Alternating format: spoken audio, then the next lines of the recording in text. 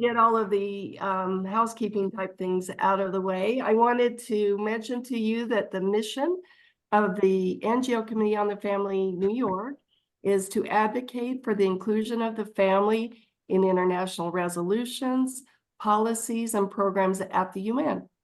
You can see more of the committee's work at our website, which is ngofamilynewyork.org. Again, pretty easy, ngofamilyny.org.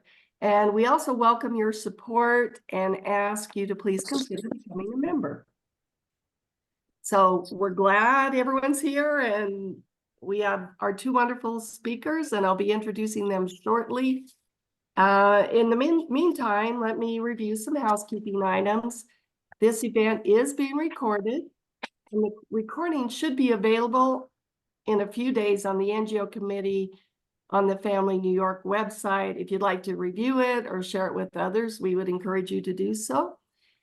In an effort to keep background noise to a minimum, please place yourself on mute until we begin the Q&A period, the question and answers, at which point you'll need to unmute yourself. You can post your questions, however, at any time in the chat section, and they'll be answered during the Q&A period, which will, again, be towards the end of this session. Have we got Ryan with us yet? Yes, he's here. I think we've got everyone now. Let's continue. The NGO Committee on the Family is pleased to be part of an effort to spotlight the next generation of leaders. Students who are tuned into the needs of families, are aware of policy implications for families, and in the case of today's two speakers, they're doing research which can highlight best practices toward achieving healthy and flourishing families. The committee has held a graduate student focused event each year since 2015, so a long time. We're on year number 9, but this is our second annual graduate student forum in which we've invited graduate students to participate via a call for papers or an application process. And we are excited to share papers from two highly accomplished students who are with us here today. And we're going to start with Nikita Duncan and followed by Patrick O'Neill. So let me give a formal introduction to Nikita. She is a special education paraprofessional at the Garfield Board of Education and a postgraduate research assistant at the Spatial Development Lab at Montclair State University and at the Treatment and Assessment of Personality Psychopathology Lab at Fairleigh Dickinson University. She received both her MS and BA in psychology from Walden University and William Patterson University, respectively. Her research interests are focused on neurodevelopmental disorders and developmental psychopathology. Additionally, she is keen to investigating the development of early assessment and evidence-based interventions for children with intellectual and development disabilities to improve their quality of life. And the title of her work is the Attachment Interaction Project. So welcome, Nikita, you have the floor. Thank you, and thank you all for being here. I really appreciate it.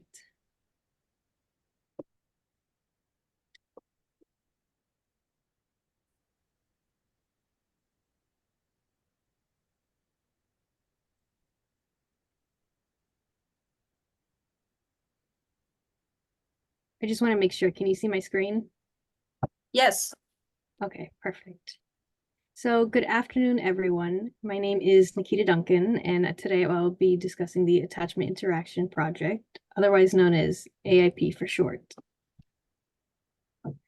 Attachment theory was initially developed by British psychiatrist, psychoanalyst, and psychotherapist John Bowlby in 1969. He theorized that an infant's emotional tie to caregivers is an evolved response to promote survival. As infants adapt to their surrounding environment, they develop fairly consistent preferences for specific attachment strategies or behaviors, specifically the ones that are most successful in meeting their need to feel secure as often as possible. In turn, these connections promote internal working models or long-term expectations regarding attachment figures, availability, and likelihood of giving assistance during times of stress. The internal working model then becomes an important aspect of one's personality, guiding future intimate connections and forming the basis of one's attachment style. Attachment styles are identified on two dimensions of attachment insecurity: attachment anxiety and attachment avoidance. Attachment anxiety refers to the degree of discomfort one feels with separation, whereas attachment avoidance refers to the extent to which one is distressed by crowding or closeness. Individuals with secure attachment style can adapt well to many stressors because they have reasonable confidence in their ability to function by themselves, as well as confidence with asking for and accepting help from others when they need it. This attachment style is characterized by low attachment anxiety and low attachment avoidance. Individuals with preoccupied attachment style prefer to be close to the people who function as a secure base and safe haven. They will work desperately to keep these people close to them because of the vulnerability they feel when left alone under stressful conditions. This attachment style is characterized by high attachment anxiety and low attachment avoidance. Individuals with dismissing attachment style emphasize independence and self-reliance. Here, attachment signals are deactivated, which means that expressions of distress are suppressed to avoid appearing full or to avoid the possibility of being shamed for dependency. This attachment style is characterized by low attachment anxiety and high attachment avoidance. Individuals with fearful attachment style create tension by being both anxious about being alone and distrustful or afraid of others. This leaves them with sustained and often intense distress and no good way of recruiting others to help manage it. This attachment style is characterized by high attachment anxiety and high attachment avoidance. Individuals with disorganized attachment style possess inconsistent attitudes towards attachment figures, such as both devaluing and identifying with a hostile or helpless parent, inconsistent use of both dismissing and preoccupied strategies, and pervasive narrative incoherences. This attachment style is further characterized by high attachment anxiety and high attachment avoidance. So I don't know if you can see here, but on this graph, it's sort of attachment anxiety is below, attachment avoidance is up high. So individuals with secure attachment style have low attachment anxiety and low attachment avoidance. Individuals with preoccupied attachment style have higher attachment anxiety and low attachment avoidance. Individuals with dismissing attachment style have low attachment anxiety and higher attachment avoidance. And individuals with fearful or disorganized attachment styles have both high attachment anxiety and high attachment avoidance. Despite numerous Western studies on attachment theory, attachment is a universal concept as long as three objectives are met: interactions with attachment figures who are generally available in times of need and who are sensitive and responsive to bids for proximity and support, promote a stable sense of attachment security, and result in the construction of positive mental representations of self and others. Ainsworth's observations of mother-child dyads in Uganda laid the foundation for the notion of attachment classification. She described how it was not warmth that seemed to distinguish between the different attachment classifications, because almost all of the observed mothers in the Uganda sample showed warmth in interaction with their babies, but rather the amount of caregiving for the baby and the mother's excellence as an informant about the baby. From these descriptions, it becomes clear that these two factors amount to a pattern of proximity and availability, interest in the baby, perceptiveness about the baby's needs, and prompt responsiveness to the baby's signals. Likewise, Mesman and colleagues further supported Ainsworth's observations and Bowlby's theory with findings from various non-Western countries, suggesting the importance of proximity, availability, and responsiveness in the attachment bond. In addition, measures of attachment have been validated in numerous countries and languages, such as the ECRR, or Experiences in Close Relationships Revised, which is a self-report questionnaire on adult romantic attachment styles. Similar findings exist for self-report measures. For example, the ECRR has been validated in multiple countries, in multiple languages, including Spanish, Italian, Portuguese, French, Danish, Polish, Greek, Chinese, and Korean. Each translated measure reliably detects attachment anxiety and avoidance as the underlying dimensions of the scale. However, the specific way in which the scale items reflect these underlying dimensions may vary across cultural backdrops. So now we know what attachment is, the different attachment styles, and the universality of attachment theory. But why do we need to know this? Why is attachment important? Well, studies suggest that attachment security is not only vital for life skills development and inclusive fitness, but for a range of domains for adaptive human functioning as well. These domains include positive relationships, stress regulation, nutritional status, and immune system functioning. For the purposes of this presentation, I will be solely focused on the relation between attachment and stress regulation. College students, for instance, are in an uncomfortable position between family expectations, personal achievements, study, and work. The stress associated with balancing these factors may contribute to psychological illness. College students have poor mental health than their peers, which is likely due to the greater number of stressors they are exposed to. According to a recent study of over 20,000 first-year college students from 24 universities in 9 countries, 93.7%, or 19,528 of these students have reported significant stress in their life.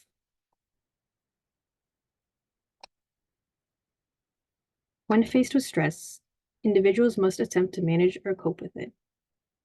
Fight or flight, for instance, refers to the instinctive physiological response to a threatening situation which readies one either to resist forcibly or run away. On the contrary, the tend and befriend response appears to have its roots in an instinctual need to protect offspring and affiliate with others for greater safety. In contemporary times, these behaviors might look like calling a friend after a difficult exam or taking care of a friend after a breakup.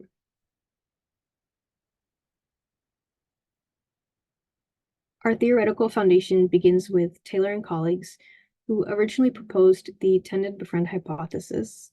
Researchers suggested that sex predicts responses to stress, with females more engaged in tend and befriend behaviors since they were most commonly the caretaker throughout our evolution. In contrast, Levi and colleagues proposed that while sexes may differ in the use of tend and befriend behaviors, attachment style is a more robust predictor of these behaviors. Results suggest that females preferred tend and befriend and flight responses over males, while males engaged in more fight responses. However, both males and females endorsed being more likely to engage in tend and befriend behaviors during stress than other responses. Similarly, Lay and others replicated Levi and colleagues' study with 2 unique samples, a university sample and an online global community sample. Here, results supported previous findings such that attachment orientation is a robust predictor of all forms of stress response, even after accounting for sex. Interestingly, Lay and colleagues also found attachment security was a robust predictor of stress response in Indian adults, not just US adults. This finding indicates the importance of healthy foundational views of relationships in promoting seeking interpersonal support to alleviate stress among both weird and non-weird samples. Weird standing for Western, educated, industrialized, rich, and democratic. As a result, I propose an initiative the Attachment Interaction Project, or AIP for short, which will specifically target first-year college students worldwide. This project utilizes the findings discussed to provide cross-cultural access to therapeutic and mental health services and specialized academic supports to improve the stress response of first-year college students with insecure attachment.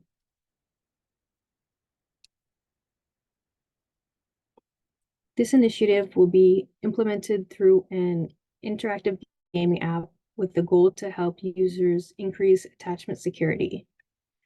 Before they start the game, players will be administered the Adult Attachment Questionnaire, or AAQ for short, to determine their attachment style and tailor the game to players' results.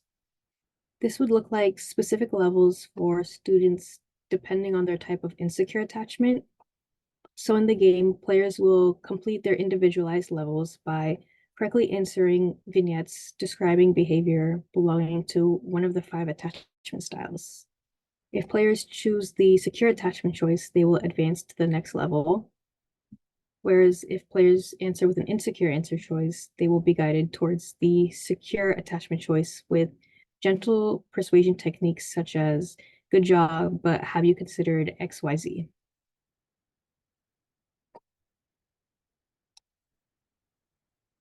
Players will take the Adult Attachment Questionnaire a total of 3 times to monitor their attachment security throughout their first year. The first time will be at the start of the game, otherwise known as the start of the academic year. The second time will be 4 months later in the middle of the academic year. And the last time will be 8 months later at the end of the academic year. If attachment security was not achieved by the end of the post-test or the end of the academic year, players will be invited to play again and given additional resources such as videos and articles to improve attachment knowledge. If attachment security was achieved, players will also be given further resources about nurturing attachment security and the relation of attachment to stress response. So here's an example exercise for the AIP. So imagine you're on a first date. In an attempt to get to know you, your date asks, what were your previous relationships like? An individual with secure attachment style might answer, I've been through a lot, but my past relationships have shaped me into the individual I am today. An individual with anxious attachment might answer, I've dated X amount of people and things have always gone wrong. And then an individual with avoidant attachment might answer, can we talk about something else? How's your food? Here's another example exercise. Here you're walking in the mall and you come across an old friend. They suggest exchanging phone numbers to stay in touch.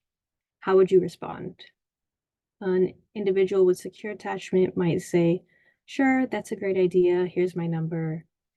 An individual with anxious attachment might say, why don't we go shopping together? It'll give us a chance to catch up. And then an individual with avoidant attachment might say, I'd rather not, and move on with their day. I would like to express my utmost appreciation and gratitude to everyone who is or will be viewing this presentation. I sincerely appreciate the time and effort you all took to be here today. And then here are all the references I used to complete this presentation.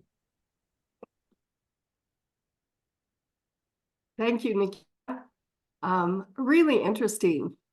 I'm curious, once you've diagnosed that whatever the attachment security issue is there a game plan to treat it in some fashion? Is there a way to treat it?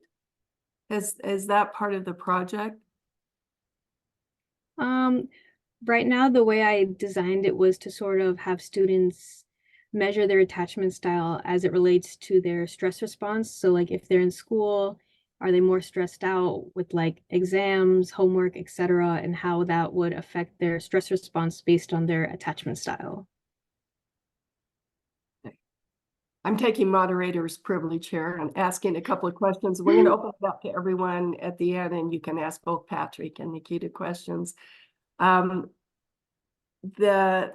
other question that I was thinking about is, you mentioned that college students have poorer mental health than their peers. I assume peers meaning those that are not college bound, or doing various technical careers or whatever that might look like. What can you give us any ideas to why that might be the case? Why do you think that college students tend to have poorer mental health generally? I think the idea, like, for example, I moved from Florida when I went to college. So the idea of having to move, find a place to live, find a job to support myself, all while attending school, doing homework, doing assignments, keeping up a social life. I think all of that coupled together with an 18-year-old fresh out of high school is just makes them a little stressed out. All right, so it's just the activities they're engaging in tend to be a little more out of comfort zone than for someone that might be staying close to home or have a job and stay with that job. So great. And to everyone, if you want to put your questions in the chat right now for Nikita, that way we won't forget them and we'll come back around. It's probably a good way to keep track of them. And we're going to, again, thank you, Nikita, and we'll come back to you. And I think we'll have both you and Patrick give a statement, a closing statement towards the end. So now let me introduce Patrick O'Neill. Patrick is a first-year doctoral student in the Human Development and Family Studies program at Penn State University and a research fellow with the Research to Policy collaboration. He got his BA from the University of New Haven and his MA from Columbia University in clinical psychology. His research interests are focused on investigating how to prevent childhood adversities and their long-term impacts. This interest sits at the intersection of public policy, social science, and prevention science. Utilizing an interdisciplinary perspective, he seeks to not only understand child maltreatment, but also to integrate related research into policymaking activities. He's currently evaluating evidence-based approaches for improving child and family well-being via research policy relationships. So very detailed research. And I asked Patrick before we began about the title of his paper. And so they did that to me. Well, I'm sure he'll tell you again, but it's integrating research into policymakers' social media to improve the lives of children and families. So with that, Patrick, the floor is yours. All right, thank you, Marcia. I'm gonna make sure my screen sharing is working first. So can you see the lovely stock image background on my screen? And now can you see the title slide? You don't see the presenter view, right? Yes, we can Okay. see the title slide. Looks great. Perfect. So thank you, Nikita, for a great presentation and getting us started. And thank you again, Marcia, for the introduction. Before I kind of get into my presentation, I thought it would be a little bit helpful to give some background on kind of my research interests and how they've transformed while still maintaining a child and family focus. In my undergrad, my honors thesis focused on the impact of childhood adversities, specifically familial mental illness and parental substance use, on the impacts those events and their impacts on college students in their stress levels, academic performance, and substance use coping. And even back then, my kind of thought process behind that research was, well, if we can understand the impacts of these, these adversities or the maltreatments, then we can start from there and kind of work our way towards, okay, we know the impact, how do we prevent them? And that kind of led into my research experience with the Research to Policy collaboration, who is affiliated through Penn State. And so that I kind of transitioned into this program with the thought process of reaching the most amount of children and families and having the widest reaching impact. at the same time, I kind of realized that a lot of this research is on children and families is it gets stuck in this ivory tower of academia. It gets cited by other researchers, and unless it's some sort of groundbreaking theory or something that fundamentally changes the field, there's really not a whole lot of reach outside of academia. And that's where I found the research policy collaboration, where I've focused my research on this kind of macro level. How do we use these fields of research and policy? How do we improve the reach of research to have a wider ranging impact on children and families? And that's why I'm focused now on the integration of research into policymaking. So like I said, and like Marcia said, my talk today is titled Integrating Research into Policymakers, Social Media to Improve the Lives of Children and Families.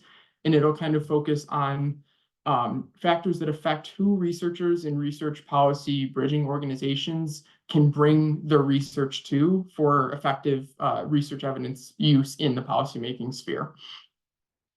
First, just to provide a little background on child and family research and policymaking, there's a myriad of challenges that face children and families in the US currently. And I should pause for a second to preface that at the end, I'll discuss international implications, but this study pertains to United States policymakers. But so there's a myriad of challenges that are facing children and families in the US, including record inflation, a surging youth mental health crisis, a significant gap in affordable and accessible healthcare, and the persistent effects of poverty. While policy solutions have been implemented to address these challenges, given their ongoing nature, significant work does remain. And that's kind of where evidence-based policy recommendations are critical, especially for transdisciplinary issues, because those issues often lack a clear consensus on the best solutions. Take the last sub-bullet there, for example, the persistent effects of poverty. There's social safety network programs that are in place and can be used to address these types of issues, including, for example, in the US, the Supplementary Nutrition Assistance Program, or SNAP, and the Temporary Assistance for Needy Families Program, which are both government-assisted programs to help families and children in need. These evidence-based policy recommendations can come directly from child and family development research and what's known about the environments that facilitate healthy and optimal development. Across all aspects of the policymaking process, policymakers continue to debate the importance of child development in the family context.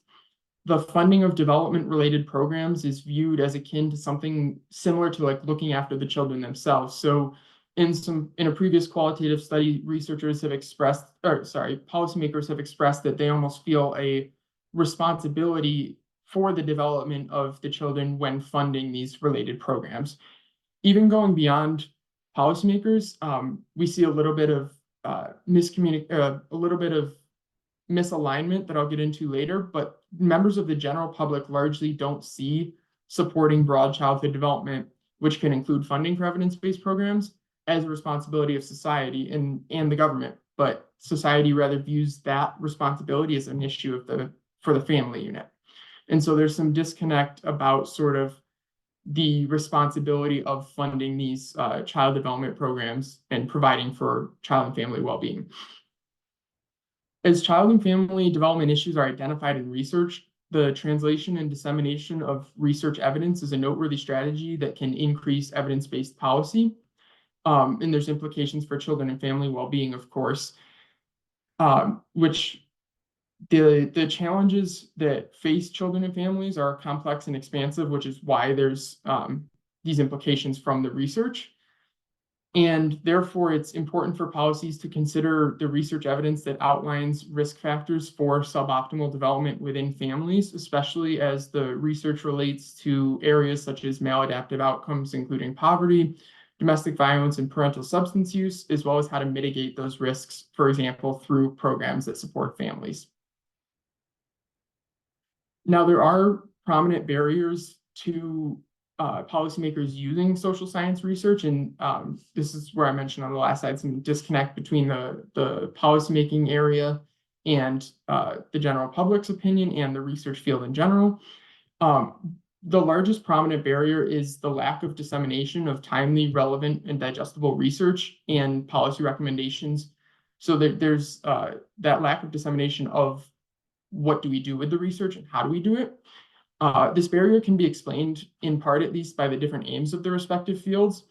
So researchers often focus on the questions, like what is not known? What are the impacts of child maltreatment, for example? And policymakers are more focused on the answers, or in other words, what is known. So the impact of child maltreatment is X, Y, and Z. What do we do about that issue? What do we do about the answer that we know? And those differences in aims has caused both distrust and miscommunication between researchers and policymakers. However, that distrust and the barrier can be overcome by facilitating quality relationships between policymakers and researchers, often by a third party that's frequently in the field referred to as knowledge brokers. And that's kind of where I would kind of consider myself and the people that I work with to kind of sit in that knowledge brokering third-party role, if you will. And additionally, it is important to note that policymakers can be motivated to include the use of research evidence in their policies, because legislation that includes more research evidence language has actually been found to be more likely to become law. So if a bill has more research evidence language, when it's introduced, it's more likely to progress through the committee, through the Senate or the House, and be signed into law. Transitioning a little bit more to the one of the focuses of the present study, office capacity and its influence on social media. It's important to understand the factors that influence the integration of research into policy in order to help overcome that distrust and miscommunication that I mentioned in the last slide between researchers and policymakers.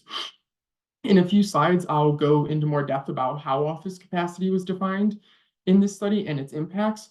But for now, it's important to note that capacity can influence both policymakers' activities, so where their time is spent, what topics they're focused on, and their use of research evidence. Office capacity can influence their URE, their use of research evidence, but its full influence is not well understood or well studied. Previous research has looked at office capacity's influence on other facets of the policymaking process, but that's more so in terms of email engagement on policymakers and staffers' engagement with email communication. So the present study kind of sets out to close this research policy gap in the literature by understanding what factors are associated with policymakers' child and family well-being use of research evidence, specifically the effect that office capacity has on the research evidence use in the social media posts of policymakers. Social media is an important part of society, whether we like it or not, and it's becoming increasingly more important in the legislative and policy making area as well. It provides a new space for which to integrate research evidence into. It allows for more rapid real-time communication amongst policymakers, researchers, and constituents alike, especially in the United States and in a large geographic country when policymakers might be hundreds or thousands of miles away from their constituents. Social media allows for a much more rapid and real-time communication. Talking about broader society as a whole, from 2005 to 2021, we saw a 67% increase in the number of Americans who used social media, things like Facebook, Instagram, Twitter, the popular social media pages, if you will. In the last few years alone, so from 2016 to 2021, policymakers used Twitter and Facebook 81 and 48% more, respectively. And so so they're in a less time than the general public. They're using social media at an even higher rate now. Social media is interconnected, like I mentioned, and the relationships that this interconnectedness fosters are important regarding the optimal use of social media in this policymaking realm. Social media additionally provides insight into how policymakers work. As we see this increase in social media use, we frequently see them, policymakers tweeting out, posting about their opinions on popular bills that are introduced, their opinions on, perhaps other legislators or officials that are nominated for specific positions in government. So it helps kind of provide an insight to the general public. And that's where social media kind of is increasingly becoming valuable to the policymaking process. And that's why it's important to understand policymakers' views through their social media activity and how that insight kind of give researchers an idea into how to connect with them. Moving into the present study, We collected 518 tweets and Facebook posts from 96 congressional offices between April 2019 and March 2020. These 96 congressional offices were part of a larger study testing a separate intervention aimed at increasing policymakers' research evidence use more broadly. So for the present study, we were just focused on their social media activity. These 518 posts were coded for child and family research evidence. So they were coded in one variable as either having or not having children and family language. And they were coded in a separate variable coded as either having research evidence language or not. And then a third variable indicated, of course, if they had both child and family language and research language. In the present study, we defined office capacity in 4 different ways. And sorry, before I go into office capacity, I should also mention that in the 518 posts, anything that was retweeted or reposted was excluded because it didn't necessarily reflect the policymaker's own words or their own language. So office capacity in the present study was defined in 4 different ways: the number of staffers, the chamber that the policymaker was in, whether or not they held a party leadership position, and whether or not they held a committee leadership position. We included staffers because the number of staffers has a theoretical impact on the workload of an office. Common sense would suggest that the more people working in an office, the more work the office is able to do. They're able to take on more tasks, kind of dig deeper into different topic areas. We included chamber as a measure of office capacity because, at least in the United States, with the 2 chambers of Congress, there's 100 senators and I believe currently 435 representatives. So there are there's more work that's done per office in the Senate with 100 senators compared to the 435 representatives in the House of Representatives. We included party leadership positions, and those things include positions were things like the president of the Senate, the majority or the minority leader. And we included party leadership because in those roles, policymakers have increased roles and responsibilities, more work that they need to do essentially. And for committee leaders, that included different committees within both the chambers of Congress. And we included committee leaders because they have additional responsibilities of running their committees, setting agendas. Their schedule, I guess, is stretched a little more thinner than some policymakers that aren't serving in committee leadership positions. And for our analysis, we evaluated the associations between these 4 different measures of capacity and the likelihood and frequency of policymakers posting child and family research evidence in their social media. What we found was that for each additional staffer that a policymaker employed, they were 3.3% more likely to post any child and family research evidence in their social media, and they posted that research evidence 1% more frequently. Party leaders were not more likely to post research evidence, but they did create 88% more research evidence posts than congressional members who were in party leadership. That finding that those in party leadership positions are not more likely to post child and family well-being evidence, but they do post it more frequently, can seem conflicting. But these findings could partially be explained by the role of party leadership in setting the agenda for the party. The party leaders might post more frequently about the topics that are impacting the agenda or the topics that they hope to impact the agenda with. So while agenda setting may not influence whether or not a party leader talks about the issue, it can influence the frequency with which they talk about the issue, if that makes sense. And then Chamber of Congress and committee leadership status were not associated with the presence nor frequency of child and family research language.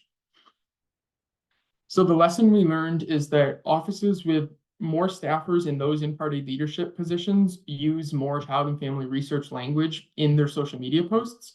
And that's because with the staffers, right, we think that if they have more staffers in office, then they're going to have more resources available to go and look for research on these issues.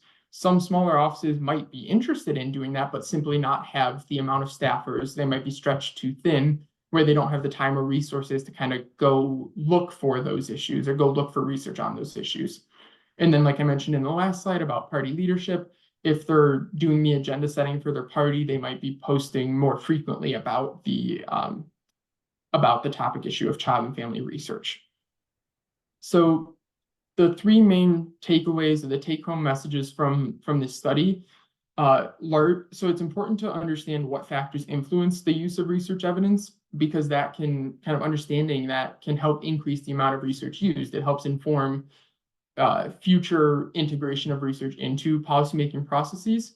Larger offices and party leaderships, those in party leadership positions, perhaps provide a more impactful route for researchers if they're looking for their research to have a larger impact, especially outside of academia. Excuse me, like I had mentioned earlier. So they kind of represent the who to bring the research to, if you will. And then lastly, given that it's the United Nations and that this is not just the United States, like I mentioned at the start of my presentation, this sample in this study did focus on a sample of United States policymakers and considered factors that might be unique to the United States legislative bodies. But it does, in general, highlight the impact of office-level factors on the integration of child and family research into policymaking activities. While the present study used a sample of policymakers from the US, the findings have implications for policymakers and children and families across the world. That's because despite different countries and having different policymaking bodies, if you think about like the United Kingdom or Britain's parliament, fundamentally and structurally different than the United States' America's Congress, office capacity affects every policymaker regardless of government structure. So members of parliament in Britain have staff that work for them in the same sense that policymakers in the US have staffers that work for them too. So that's why it's important to mention that understanding the factors that impact the integration of this child and family research into policymaking can help enhance and refine initiatives that are aimed at bridging the divide between the research and policy, which can ultimately facilitate substantial structural changes, including the enactment of policies that bolster the well-being of both children and families.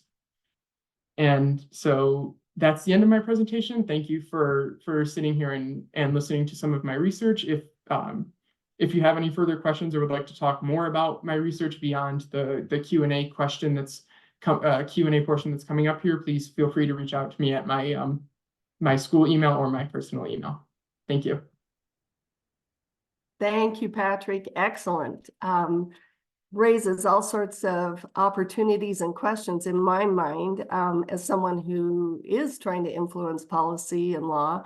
What I am understanding is that you've got, with social media, you've got like a two-way street. It's an opportunity for advocates such as myself to learn about the policymaker positions and opinions, and then the other direction, it's an opportunity for potentially an advocate wishing to impact that policy and law, provides an opportunity for them to feed research and information to the policymaker with the goal to influence. I'm hoping, I don't think you addressed it necessarily coming from the advocate's perspective, but I'm thinking, wow, what a great opportunity. I know that happens to a large degree. It's an opportunity to feed the policymaker information through social media, which brings me to my question. You talked about the various staffers, and I'll refer to them as gatekeepers.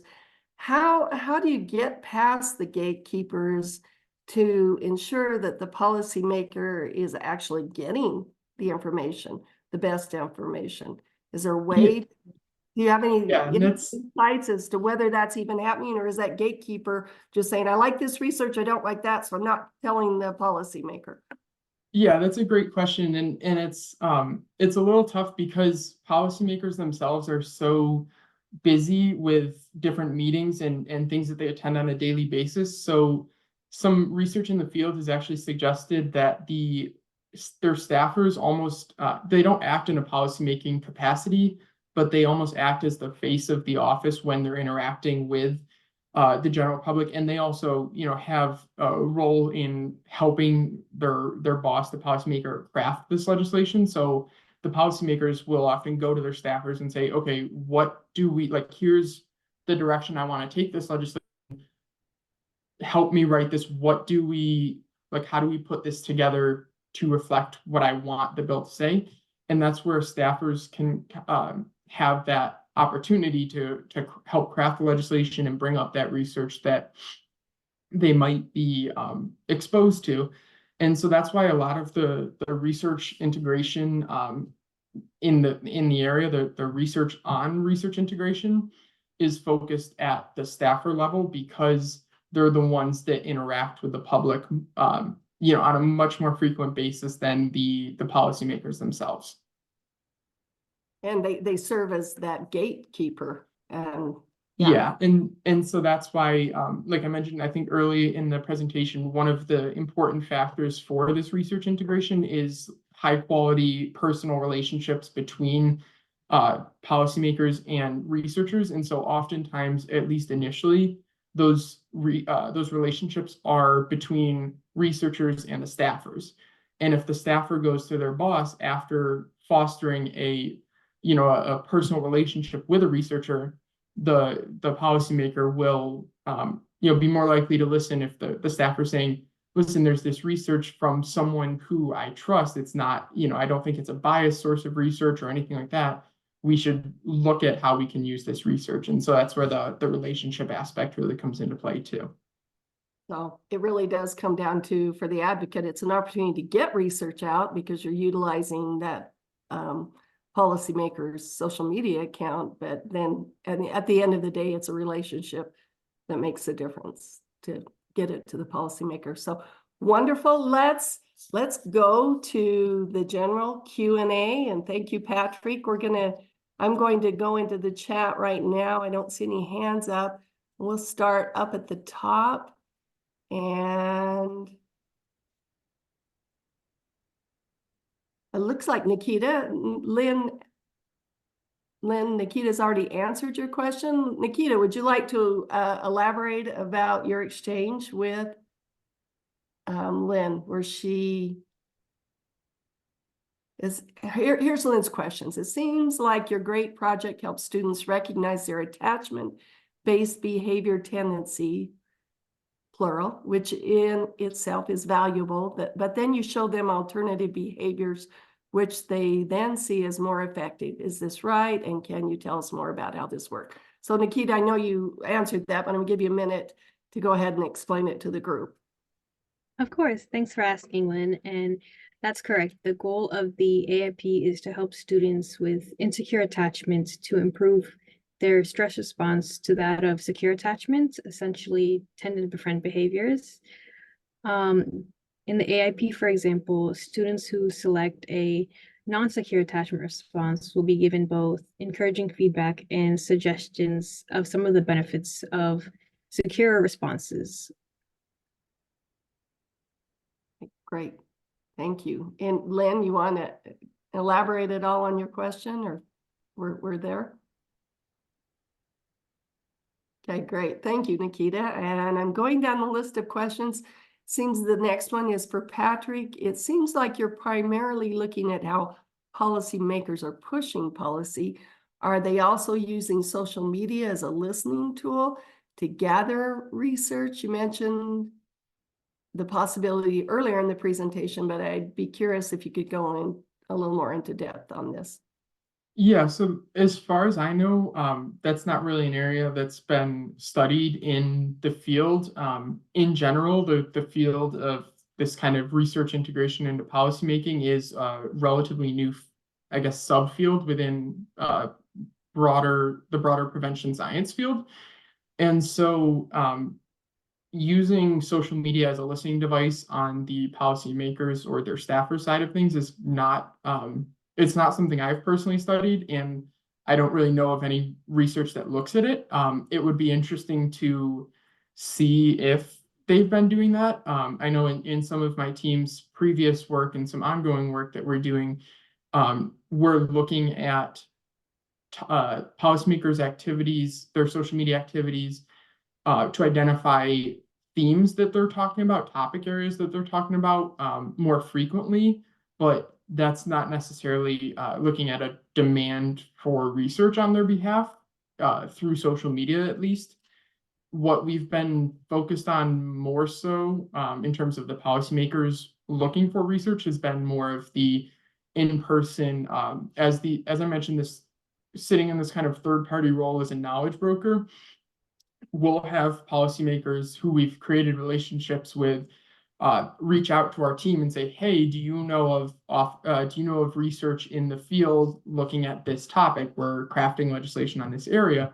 And then we'll turn around and reach out to our contacts in the research field. And so we haven't really used social media in that sense. It's been more of the interpersonal aspect that we've looked at on the policymaker side. Great, thank you. This is a little bit of a follow-up to that prior question to Patrick. In your analysis of the policymaker social media posts, have you looked at trustworthiness of the sources, data, etc.? That is, did you see if they were critically thinking about their posts or just retweeting something that seemed good on the surface? So we didn't have a trustworthy indicator or a variable, but when we were coding for child and family research language, we were using a validated coding scheme looking at 8 different subtypes of research language. And that accompanied things like language on the design type of the study, language on if it was addressing a problem, if it was looking at the findings, and so not specifically like a trustworthy measure, but we did use a validated coding scheme that's widely used in this research evidence field for kind of how we define research evidence in policymaking and social media activities, that sort of thing. So it's not just any sort of like, oh, research says X, Y, and Z on Twitter. Okay, that's research evidence. It's a coding scheme. And we also, when we do the integration work into the policymaking process, it's very, it's nonpartisan work. So we strictly stay away from any sort of biased language or biased research that, ignores the scientific merit of any findings. Great. This question comes to Patrick from Benjamin Johnson. Great talk. I'd love to hear more about how you coded the social media posts.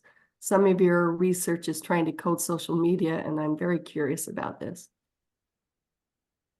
Yeah, so there's we use a client relationship manager platform called Quorum, and it's a great platform.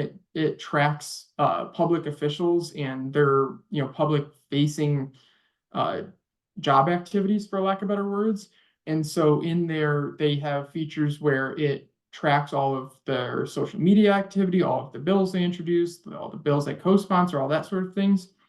And so like I just mentioned, we used a validated coding scheme where we were able to take the coding scheme in a Boolean search phrase and essentially copy and paste it into the search bar in this platform, and it populated all of the social media posts from those 96 offices within that time frame, and that's how we got the 518 posts themselves. So it was a validated coding scheme that coded for both language around research evidence, like I mentioned, the sort of like study design, problems, that sort of thing, and search phrases that looked at or were relevant to child and family language. Thank you. Yeah, Thank you. Benjamin, you want to elaborate on that anymore, or take your question further? No, I just appreciate the response and the detail, Patrick, and I'll definitely check out Quorum because it sounds like it could be useful for some of we're doing some similar research with not on the same topics, but trying to gather information from these very amorphous big data sets of social media data. So it'll be useful for me to check that out. That's helpful. Yeah, and I haven't used it in every capacity, but as far as I know, it tracks, depending on how much money you give them and depending on what plan that you're paying for, they'll track state level officials, they'll track local government officials, so like county level administrative positions. So it's very very encompassing in terms of the levels of data that it tracks, which might be a little bit scary, but at the same time, it's all the public public official data. Wow, Patrick, Thanks. that sounds super comprehensive. Lots of work. Really. Yeah, it's work that they handle on their end, and we pay for the service. And like I said, sometimes, not always, but sometimes it's as easy as just plugging in the search term and we got what we need out of it. Great. All right, let's see, back to the chat. This question's for Nikita. Can you speak more to the nuance in what is considered secure responses to stress in regard to gender, race, cultural background, etc.? How does this show up in attachment research, or does it? And how will it show up in the college student program? Nikita, you're on mute still. Oh, I'm sorry.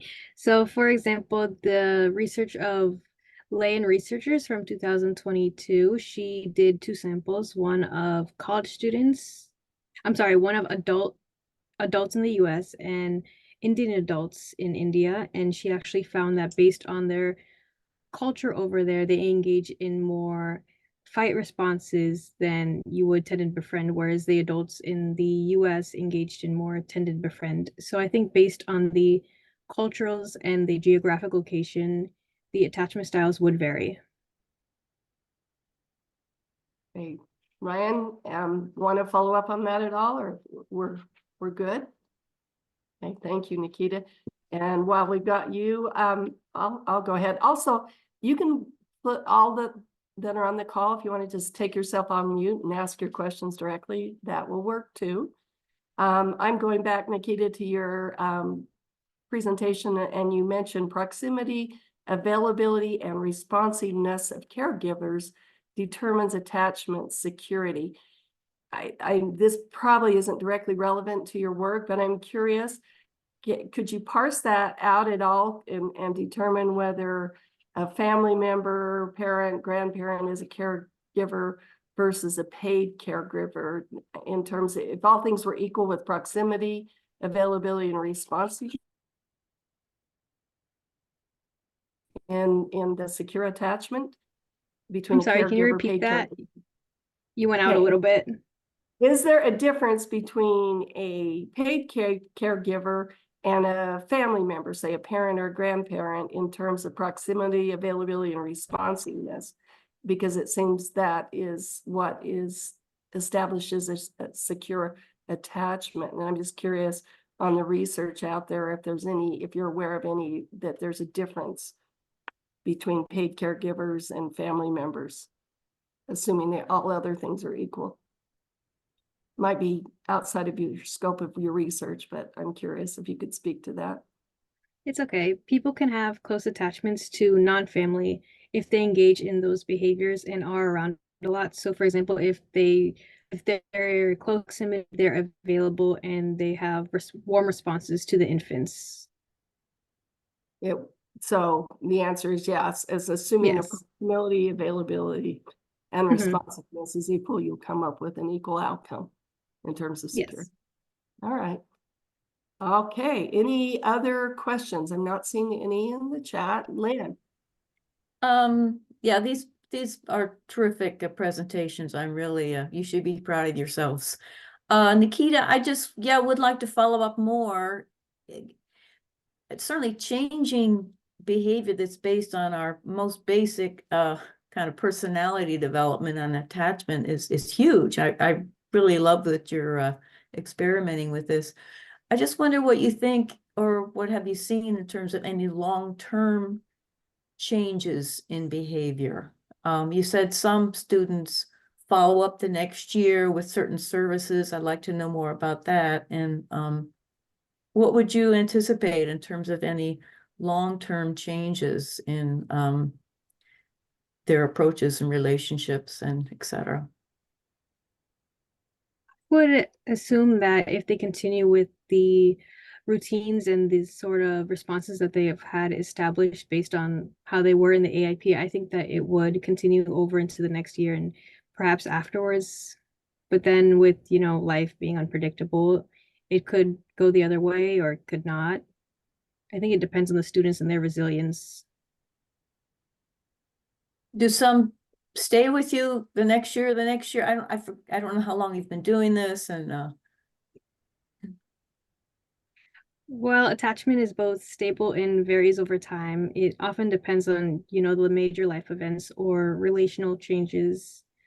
It's referred to as the lawful stability, but it's unlikely to happen within a short-term intervention. So, for example, long-term therapy can change attachment styles over time compared to the duration of this. Yeah. Right, but certainly the students are learning about, oh, I tend to do this. There's a reason why it's connected to my parenting experience. And here are some ways I can change, which is, I would think they'd be very appreciative. So good work. Keep at it. Yeah, Nikita, also, just in those questions, I noticed that you're teaching when you say, here's how a secured attachment would respond to this question versus the others. That's really great teaching moments right there. So very helpful. Any more questions? I don't see any in the chat. If you have one, raise your hand. If not, we're going to move to we're almost out of time. I wanted to give Nikita and Patrick a moment, a minute or two, to give a final statement synopsis, if that's all right. And I don't see any hands, so we're going to go with that. Patrick, why don't we start with you? Just what do you want people to understand as they end this meeting today about your work? Yeah, absolutely. I think, like I mentioned a little bit, it's kind of a new field, this research integration into policymaking. And so I think it's important to consider this area as an area where your research, even if you're not researching how to get it into policymaking, how any academic, how any researcher can have their individual research have a greater impact, especially getting outside of the academic sphere, getting cited by other researchers. That's great. It might get you tenure, it looks good in your annual review and whatnot, but to have a more macro level, wide-reaching approach for children and families on that societal level, this area of policymaking and research use in policymaking should really be considered and of course studied more as a means of furthering the reach of your research as an academic or as someone that works in the area. Great insights. I agree. We need that. So keep up the good work and thank you for your presentation. Thank you. Let's go to your, what do you want people to remember about this hour?